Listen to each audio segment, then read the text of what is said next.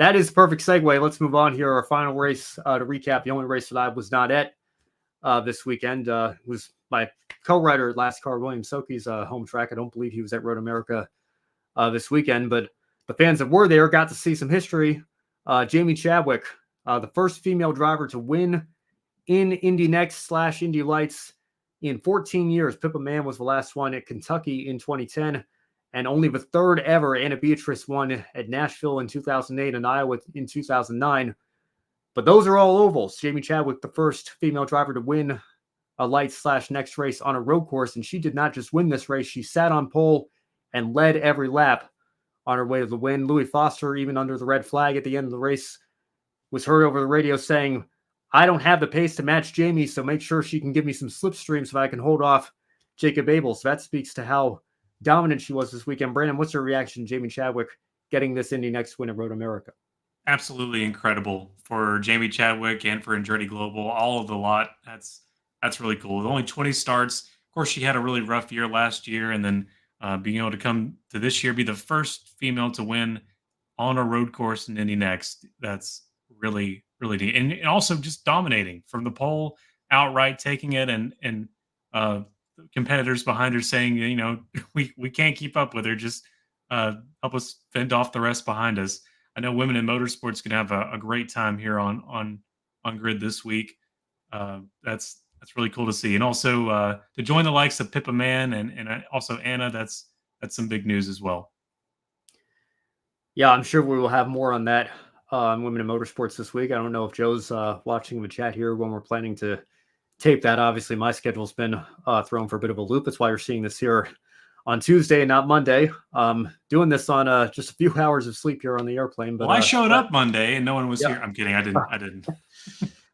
Well, yeah. I mean, obviously, but it's easy to have the energy to come do this show when we obviously had a great experience out of a track this weekend, and then I noticed Jeff Gluck sitting just a few seats down from where I was at the media center. He was doing the same thing I was. Had Peacock pulled up, waiting to see if we were going to see some history here, and some great battles for the top three spots. It really was before that red flag. Unfortunate deal with Miles Rowe. I forget who else was involved in that deal there that caused the red flag at the end of the race. I'm sure in the moment, Jamie was probably hoping that they would just run those laps out under caution and call the race there. But so we know from the Indy 500 the last couple of years, that seems to be the trend that the direction the series has gone is, trying to give the fans a green flag finish for better or for worse. But fortunately for Jamie, it didn't matter here. She was able to get the win regardless. So again, congratulations to her.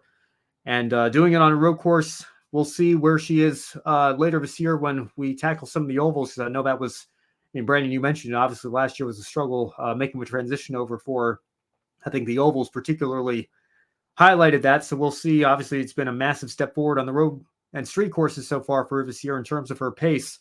She also had the podium at the IMS road course as well a few weeks ago. So I think the ovals are going to be the true test for her. But again, this is an absolutely tremendous result for her, and we'll see. I think, obviously, like I said, the ovals, we'll see where she's at there, and I think that'll determine whether or not we can put her in IndyCar conversation for 2025, or if she could use another year here, and that's maybe a 2026 conversation. Who knows? But yeah, regardless, great result for her this weekend, and again, I'm sure we will have more on that with Joe on Women in Motorsports later this week. And speaking of Joe, I see him here in the chat. Welcome back. Thank you, Joe. And thank you again as well for your hospitality a couple of weekends ago at Portland.